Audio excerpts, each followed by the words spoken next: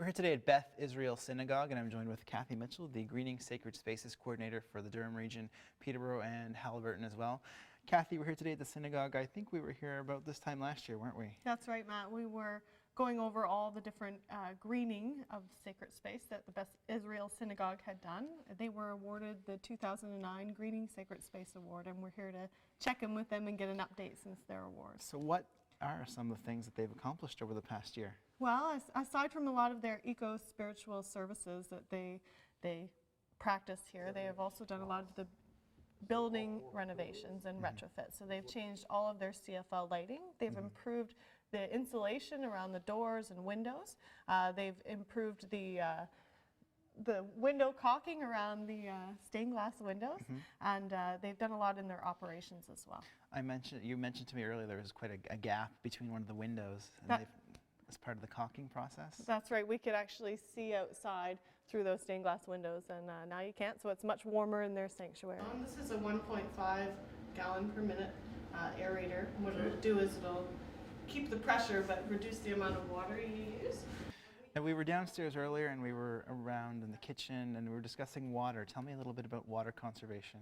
Well, Matt, they allowed us to conduct and to demonstrate our DIY, or do-it-yourself water audit. We're actually conducting a workshop to explain about our resource, our do-it-yourself water workshop. March 12th at the Green Up office for faith communities. Everyone is welcome. But what we were doing is looking at the 4 R's of water conservation. We look at also the water quality and improving water quality and preservation. So we try to get people off of the traditional cleaners and onto alternative cleaners that either have the eco logo or that are completely biodegradable. It's a really easy switch to do, and all of those products are now comparable. We also look at reducing, so we put aerators on all the faucets and change them to their lower gallon per minute or liter per minute flow. We turn the taps off when we're not using them. We chill water in the fridge, drinking water in the fridge, instead of letting your water run till it's cold or drinking out of bottled water. So one of the other issues we talk about in the workshop is whether water should be bought or sold, whether it should be a human right versus a commodity.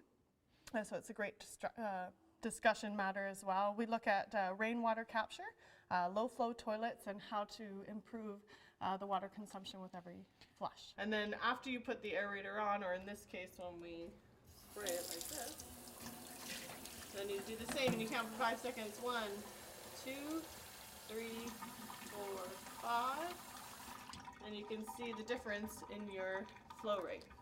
So why should faith communities really consider water conservation? Well, that's a good question, Matt. It's a big question. But essentially, these buildings aren't just used once a week for worship. They're used for community centers. They feed the hungry. They help the sick. And community centers and buildings and meetings are held here all the time. So they're buildings that really affect the community, and we need to consider conservation in that. We also come to these faith buildings to get inspired, and we need to talk about our reverence for the earth and for creation. If we want to learn more about the workshop and to get in touch with you about Greening Sacred Spaces, how can we do it? Easy. You just call me at Peterborough Green Up, or you can go to our website, greeningsacredspaces.net. All right. Well, it's good to talk to you today, Kathy. Thanks, Matt. You too. And we'll see you again next week on the Green Update. The Green Update is brought to you by Peterborough Moves. You'll never feel cold if you're walking and moving. If you have any questions about today's episode of the Green Update, call Peterborough Green Up at 745-3238.